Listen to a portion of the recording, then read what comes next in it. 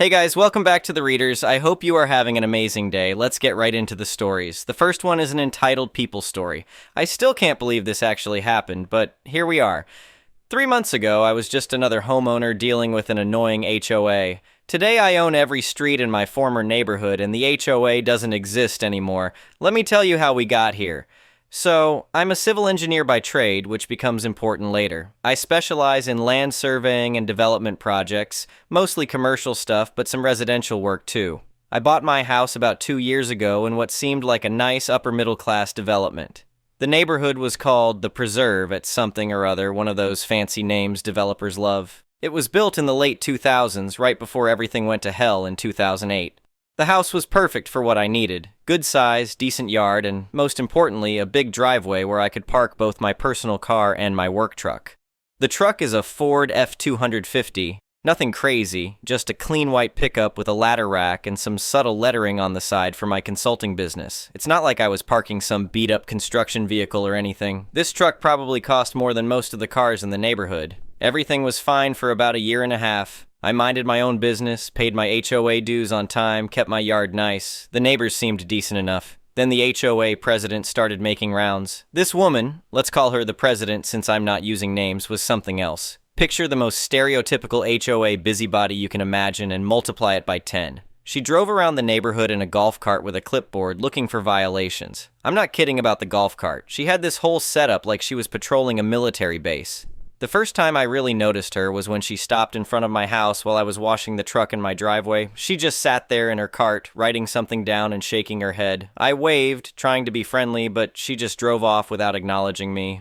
A week later, I got my first violation notice in the mail. The letter was passive-aggressive in that special way HOA people perfect. It said something about maintaining the residential aesthetic and how commercial vehicles weren't appropriate for a family community. They were fining me $100 for parking a commercial vehicle in public view. The letter ended with this fake friendly note about how they trusted this was just a simple oversight and that my vehicle would be more suited for a commercial area. I was annoyed, but not angry yet. This seemed like something that could be cleared up easily. The truck wasn't even technically a commercial vehicle since I used it for personal consulting work, not like I was running a landscaping company out of my garage. I decided to attend the next HOA meeting to appeal the fine. The meetings were held in the community center, which was just a fancy name for a room in the clubhouse by the pool. There were maybe 15 people there, mostly older residents and the board members. When they got to my agenda item, I stood up and explained my situation.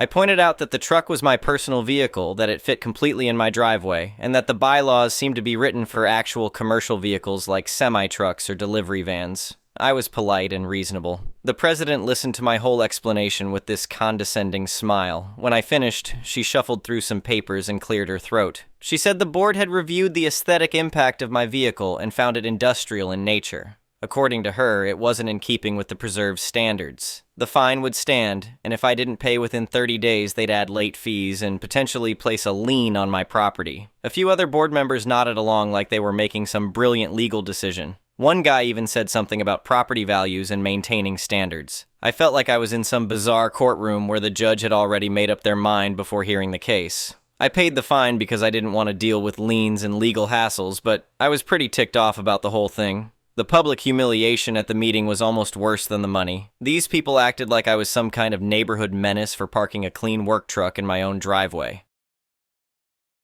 About a week after that meeting, I was driving home from work when I spotted something interesting. The president's husband was pulling into their driveway in a black BMW sedan. Nothing unusual there, except this car was completely wrapped with his financial consulting company's logo and contact information. The entire passenger side had his business name, phone number, and some marketing slogan about wealth management. I couldn't believe what I was seeing. This was way more commercial looking than my truck with its small lettering. This guy literally had a rolling billboard parked in his driveway every night. I took a photo and decided to file my own violation complaint. If they wanted to enforce aesthetic standards, they should enforce them equally. I submitted the complaint through their online system with the photo attached, citing the same bylaw they'd used against me. The response came back 2 weeks later. The board had reviewed my complaint and determined that the vehicle in question was a luxury sedan that fit the community aesthetic. My complaint was denied. That's when I realized this wasn't about rules or aesthetics. This was about the president flexing her power and playing favorites. I wasn't just annoyed anymore. I was getting genuinely angry. Things escalated from there. Over the next month, I started getting hit with other violations that were clearly retaliatory. They fined me $25 because my garden hose was visible from the street. Apparently, having a hose coiled by my front steps violated some bylaw about outdoor equipment storage. Then they got me for putting my trash cans out 15 minutes early. I'd been putting them out at the same time for over a year without any problems, but now suddenly it was a $50 violation for early placement. The final straw was another truck violation, but this time they'd increased the fine to $500. The letter claimed I was a repeat offender and that they were considering legal action to force compliance. They threatened to place a lien on my property if I didn't pay within 2 weeks. I sat in my kitchen reading this letter, getting more furious with each line. These people were basically extorting me for parking my own vehicle on my own property. The hypocrisy was unbelievable, and there was nothing I could do about it through normal channels since they controlled the whole system. That's when my professional background kicked in. I've spent years dealing with property law, zoning regulations, and development issues. If these people wanted to play games with rules and property rights, I knew how to play that game better than they did. I decided to do some research on the neighborhood's legal history. Most people never bother to look into the actual ownership structure of their HOA or how the community was developed. They just assume everything is legitimate and above board. But I had access to county records and knew what to look for. I spent a Saturday morning at the county recorder's office, pulling all the original plat maps and title documents for the entire subdivision. What I found was fascinating and exactly the kind of thing most people would never think to check. The development had been built by a company that went bankrupt during the 2008 financial crash. This wasn't unusual. Lots of developers went under when the housing market collapsed. What was unusual was how the bankruptcy had been handled. When a subdivision is completed, the developer typically dedicates all the common areas and streets to the city or county. This means the roads become public property maintained by local government. But this dedication process requires paperwork and final inspections that cost money. When the original developer went bankrupt in 2009, they were in the middle of the final phase of construction. The dedication of the streets to the city never happened because the company ran out of money before completing the process. This meant that legally, all the streets in the neighborhood were still owned by the bankrupt development company, or more accurately, by whoever had acquired the company's assets during liquidation. The HOA had been collecting dues and maintaining these roads for over a decade, but they didn't actually own them. I dug deeper into the bankruptcy records and found that all the developers' remaining assets had been transferred to the bank that held their construction loans. The bank had been sitting on these assets for years, probably hoping someone would eventually want to complete the original development plans. From the bank's perspective, owning a bunch of streets in an existing neighborhood was actually a liability. They were responsible for maintenance and could potentially be sued if someone got hurt due to poor road conditions. They'd much rather get these properties off their books. I called the bank's asset management division and spoke to a guy who handled distressed properties. I explained that I was a resident engineer in the neighborhood and was interested in purchasing the undedicated street parcels. He seemed confused at first, but when I explained the situation, he actually sounded relieved. Turns out the bank had been paying insurance on these properties for years and hadn't been able to find a buyer. The streets themselves had no real development value since they were surrounded by existing houses. From their perspective, I was offering to take a liability off their hands. We negotiated for about 2 weeks. I ended up offering $15,000 for all the street parcels in the subdivision. This included every road, cul-de-sac, and right-of-way in the entire neighborhood. The bank was so happy to get rid of these properties that they fast-tracked the sale. 30 days later, I was the legal owner of every street in the HOA. I had the deeds, survey maps, and title insurance to prove it. The president and her board had no idea what was coming. I spent the next few weeks preparing for the annual HOA budget meeting. This was always the biggest meeting of the year, where they presented the budget and discussed any major changes. I knew the president would use this meeting to talk about my case and probably increase the pressure on me to comply with their demands. The meeting was packed. They'd sent out notices about a potential dues increase and several controversial agenda items, so most of the neighborhood showed up. The community center was standing room only. The president started with her usual presentation about community standards and fiscal responsibility. She went through the budget line by line, highlighting increased costs for landscaping and road maintenance. Then she announced that dues would be increasing by 20% to cover these expenses. The room erupted with complaints and questions. 20% was a huge jump, especially for maintenance costs that should have been stable. The president explained that they'd had increased legal expenses and needed to build up reserves for major repairs. When she got to the delinquent accounts section, my name appeared on the projector screen. She announced that I was refusing to pay my fines and that they were prepared to place a lien on my property. She made it sound like I was some kind of deadbeat who was costing the community money. I sat quietly through her whole presentation, waiting for the right moment. When she opened the floor for questions and comments, I stood up. I told her that she couldn't place a lien on my house and that the community shouldn't be paying increased dues for road maintenance. She interrupted me with that same condescending tone she'd used before, asking why I thought I knew better than the elected board. That's when I walked to the front of the room and handed her a stack of papers. I explained to the room that as of 3 weeks ago, I was the legal owner of every street in the subdivision. The HOA had been fraudulently collecting dues to maintain property they never owned. Every road, every cul-de-sac, every inch of pavement in the neighborhood belonged to me. The room went completely silent. You could hear people breathing. The president's face went from smug to confused to pale in about 10 seconds. I continued explaining the situation. The original developer had gone bankrupt before dedicating the streets to the city. The HOA had assumed they owned this property, but legally they were just squatters who had been trespassing on bank-owned land for over a decade. Now they were trespassing on my land. I handed the board a cease and desist notice requiring them to stop all maintenance activities on my property. I also gave them a notice to vacate, since they'd been using my streets for meetings and events without permission. Then I dropped the big one. Since the entire HOA budget was based on maintaining community property that they didn't own, their whole operation was fraudulent. I was filing a petition with the state to have the HOA dissolved immediately. The president tried to argue, but one of the other residents who was a lawyer asked to see my documentation. After reviewing the deeds and title reports, he confirmed that everything I was saying was legally accurate. The meeting basically fell apart after that. People were shouting questions, the board was huddling together trying to figure out what to do, and the president looked like she was about to cry. I answered a few questions about my plans, then left while they were still arguing. The next few weeks were chaos. The HOA's lawyer tried to challenge my ownership, but the documentation was solid. The bank confirmed the sale, and the county recorder verified that all the transfers were legitimate. The president and several board members tried to rally support for some kind of legal challenge, but most residents realized they'd been paying dues for services the HOA wasn't legally providing. A group of them actually started a class action lawsuit demanding refunds of their maintenance fees.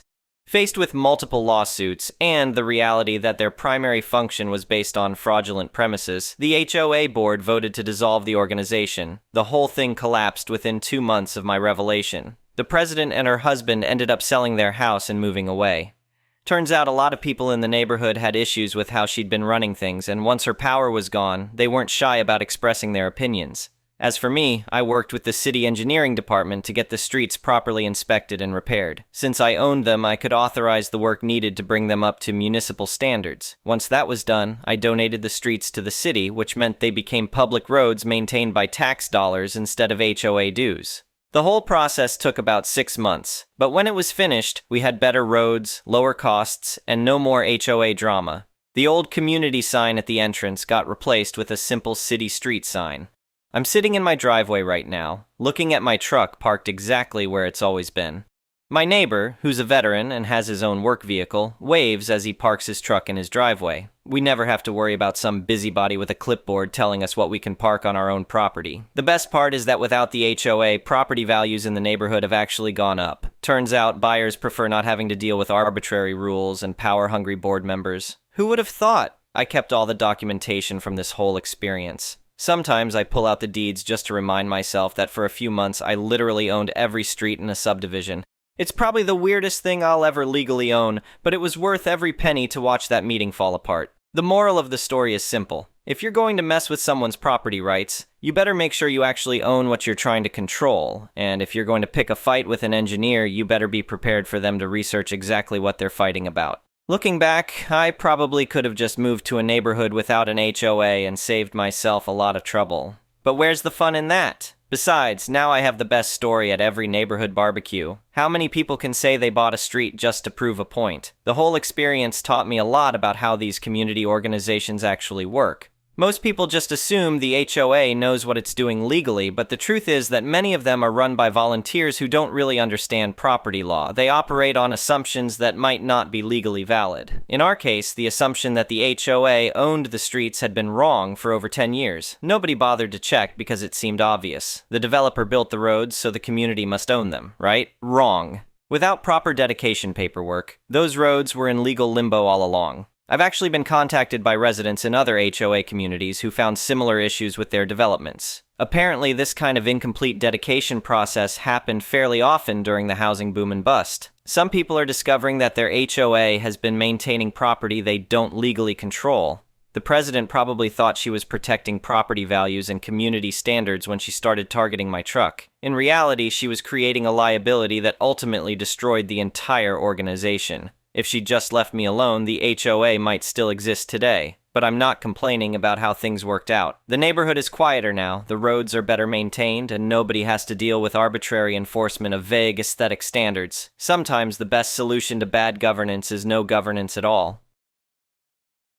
The funniest part is that my truck looks exactly the same as it did 2 years ago. Same white paint, same ladder rack, same small business lettering on the side. The only difference is that now it's parked on a public street instead of an HOA-controlled private road. Somehow that makes all the difference in the world. I've kept in touch with some of the neighbors who supported me during the whole process. Most of them are happy the HOA is gone, even the ones who were initially worried about property values. It turns out that people can maintain their houses and yards just fine without someone threatening to fine them over minor infractions. The veteran neighbor I mentioned has become a good friend. He told me that dealing with the HOA reminded him of some of the worst military bureaucracy he'd encountered overseas. At least in the military, the people making arbitrary rules had some actual authority to back them up. We joke sometimes about starting our own community organization, but it would be completely voluntary and focused on actual neighborhood improvements rather than enforcement. Maybe organize block parties, coordinate group discounts for lawn care, that kind of thing. All the benefits of community cooperation without the power trips and legal threats. I've also learned to appreciate the value of public infrastructure in a new way. Having the city maintain our roads means professional crews, proper equipment, and actual accountability. When the HOA was doing it, we got whatever contractor would bid lowest, and there was no recourse if the work was substandard. The city also handles snow removal now, which was always a contentious issue during HOA meetings. The board would argue about when to call the plow trucks and how much salt to use. Now it's all handled automatically based on citywide policies. Much more efficient. Looking at the bigger picture, this whole experience highlighted how many community problems stem from people having just enough authority to cause trouble, but not enough knowledge to use it responsibly. The HOA board meant well, mostly, but they didn't understand the legal and financial complexities of what they were trying to manage. I don't think the president was evil or anything like that. She probably genuinely believed she was protecting the neighborhood's interests, but she let the power go to her head and started treating residents like subjects rather than neighbors. That attitude created the antagonistic relationship that led to all this drama. If she'd approached me initially as a neighbor with a concern rather than an authority figure issuing commands, we might have worked something out. Maybe I could have parked the truck in the garage sometimes, or we could have discussed screening options. Instead, she chose confrontation and legal threats. The irony is that her aggressive approach ended up destroying the very organization she was trying to protect.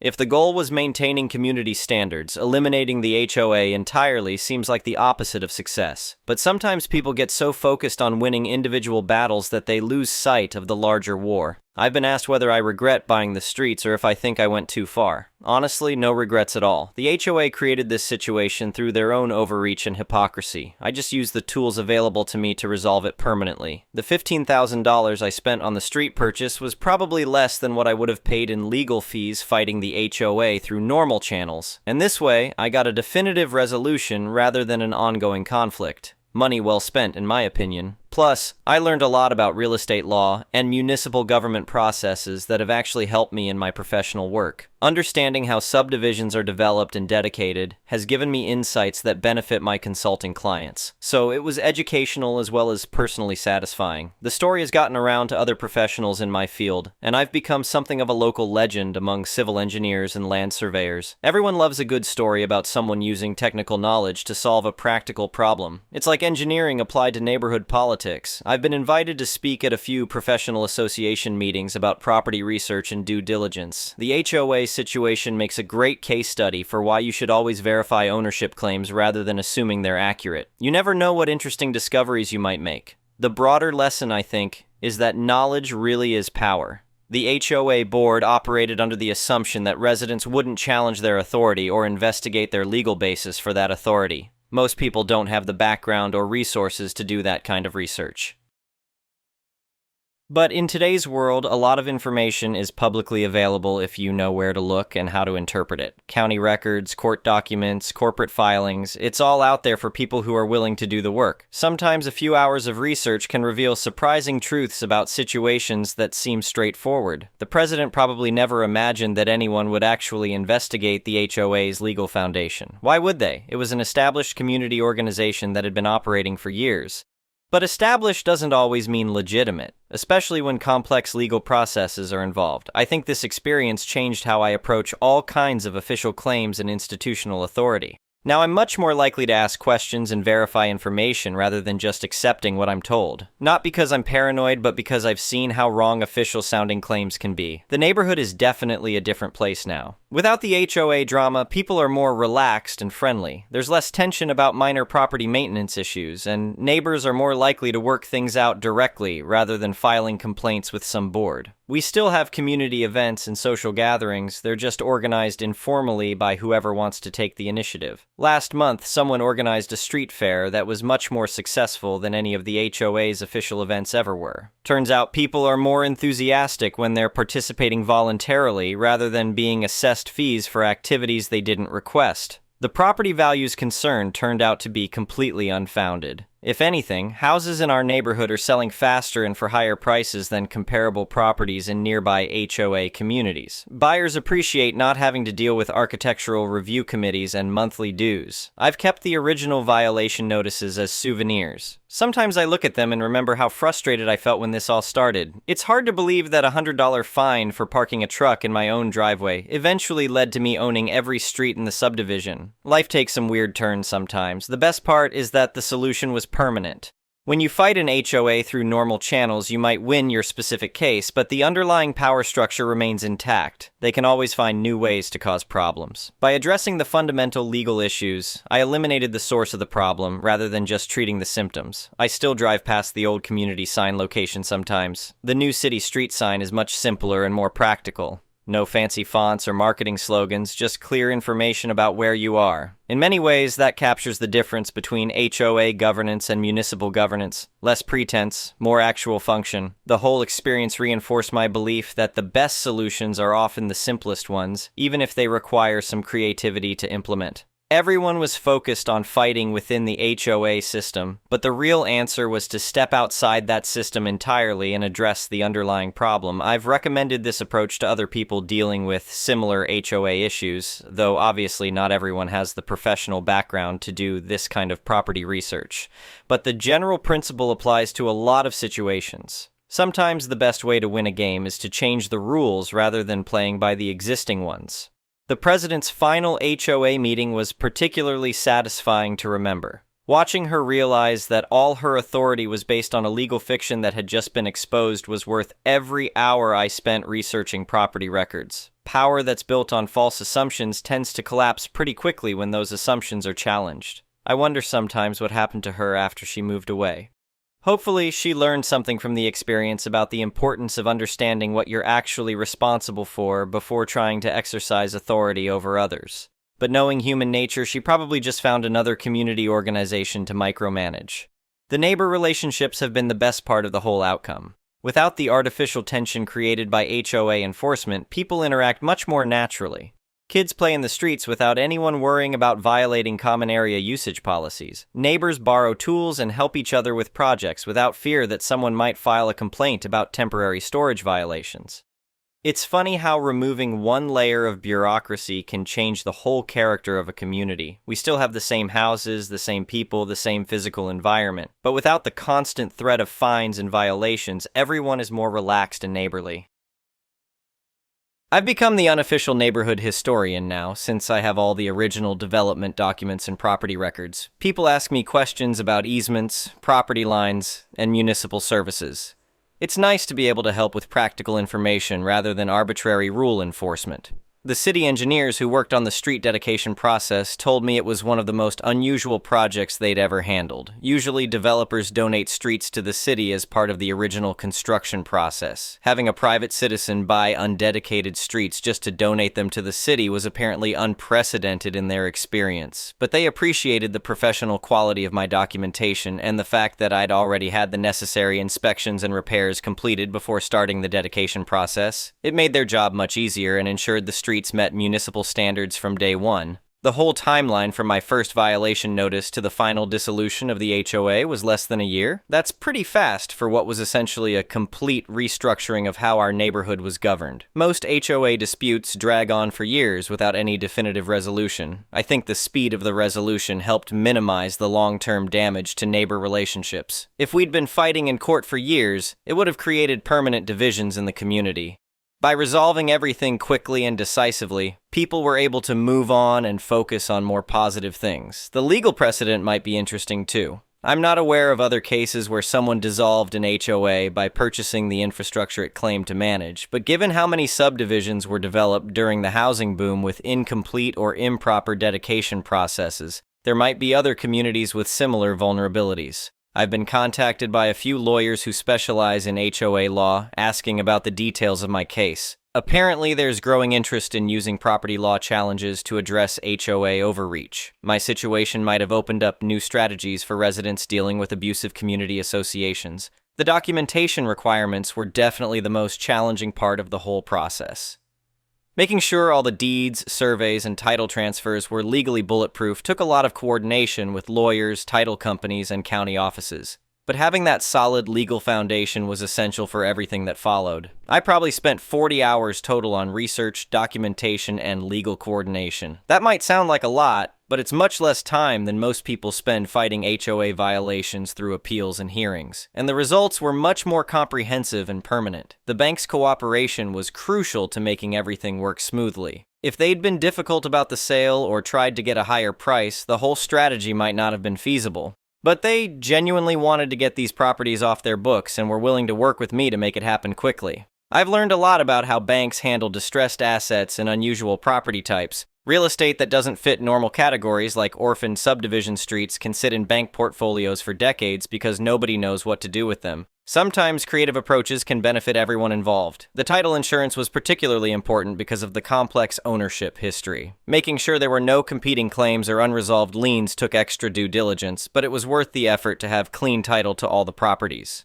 Looking ahead, I'm curious to see how other HOA communities handle similar discoveries about their legal foundations. The housing boom created a lot of subdivisions with complicated development histories, and not all of them were properly completed before developers ran into financial problems. I think there's probably a business opportunity for someone who wants to specialize in auditing HOA property claims and helping communities resolve these kinds of issues. Most residents don't have the technical background to do this research themselves, but the consequences of operating on false legal assumptions can be serious. The insurance implications alone could be significant. If an HOA is maintaining property they don't legally own, their liability coverage might not apply if someone gets injured. That could expose individual board members to personal lawsuits they never expected. For now, I'm just enjoying the peace and quiet of living in a normal neighborhood without arbitrary rules and enforcement drama. My truck still looks exactly the same, but now it's parked on a public street where anyone can park any legal vehicle they want. Freedom looks pretty good in white with a ladder rack.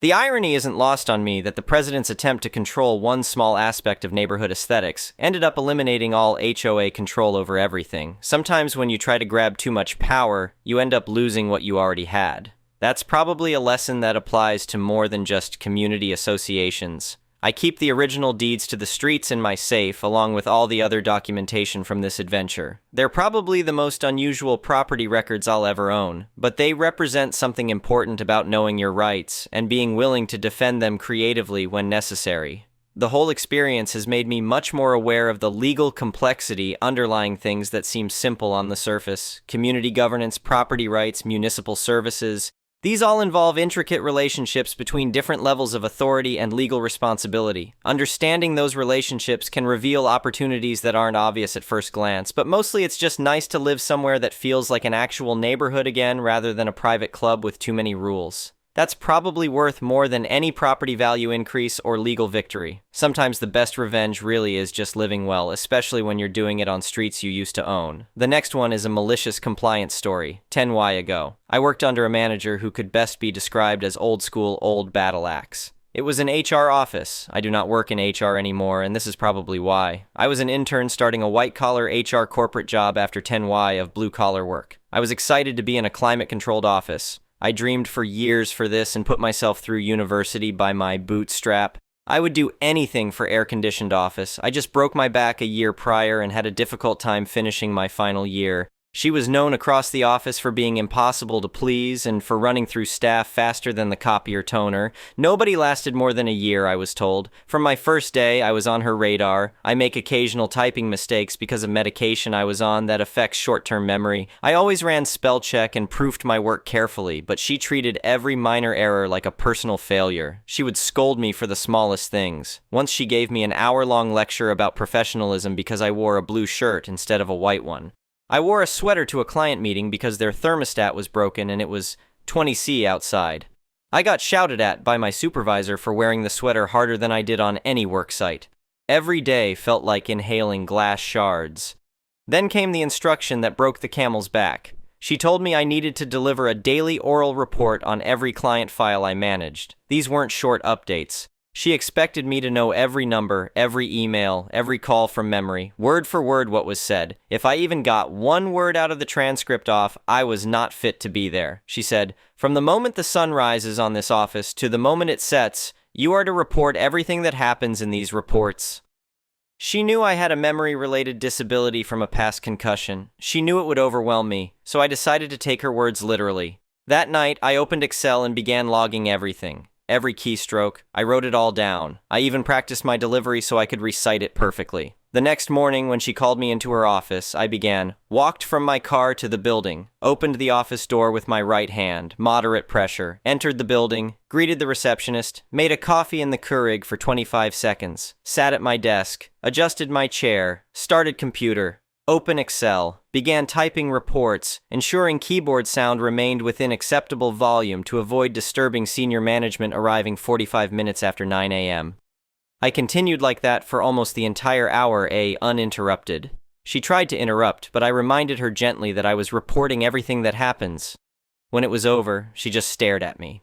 A week later, HR called me in. Yes, HR does have its own HR. I explained the situation exactly as it happened, that I was following her directive word for word. I had detailed documentation. By this time, I wrote down everything that happened in that office. They agreed it wasn't sustainable. Within a month, I was transferred to a new department. I was laid off 3M later because that boss quit, but I got a good reference. The next one is an entitled people story. I'm in my mid-20s and my mom, late 40s, has always had a habit of taking my clothes, purses, and shoes without asking. Not borrowing, actually going into my closet and helping herself. Whenever I say it bothers me, she calls me stingy, bougie, or acts like I'm being dramatic. For context, we're black, so streetwear at any age is normal. But at some point, you either buy your own or let it go. Also, she absolutely buys herself things, mostly TikTok shop stuff, so it doesn't feel like a money issue. It feels more like entitlement, poor money management, and the mindset of what's yours is mine because I'm your mom. I don't borrow her things at all. We don't have the same taste, and I haven't been in her closet for anything besides an emergency since high school. She also doesn't take care of my stuff when she uses it. Examples. She borrowed a brand new white purse and returned it with permanent ink marks. She wore down a pair of Jordans I got for my birthday. And speaking of that pair, she kept taking them so much that I eventually just let her have them because I was over it and they were worn down anyway. Now to the current issue. I only own 2 pairs of sneakers total. I'm not a sneaker girl at all, so the pairs I do have matter to me, and I immediately notice when something's missing. Tonight, I saw an empty space in my closet and realized my Jordan 1S, the very first pair I ever bought myself with my first real job, are gone. They're sentimental, and I barely wear them, so there's no way I misplaced them. Given her history, she's the obvious culprit. I'm planning to text her tomorrow, ask if she has them, get both pairs back, and tell her I don't want to share clothes or shoes anymore. At all. I'll even go as far as to say if I might have anything of yours, let me know so I can give it back to you, knowing I don't have anything of hers. I just think this is so ridiculous, like I don't any little sisters or sisters at all for that matter, so you'd think I wouldn't have to deal with this. I already know she'll laugh, shrug it off, or call me stingy again, but I'm honestly tired of feeling guilty for wanting my own belongings respected. Am I wrong for finally setting this boundary with my mom? Has anyone dealt with a parent who treats your things like community property even when you're an adult? Anyway, thank you for watching.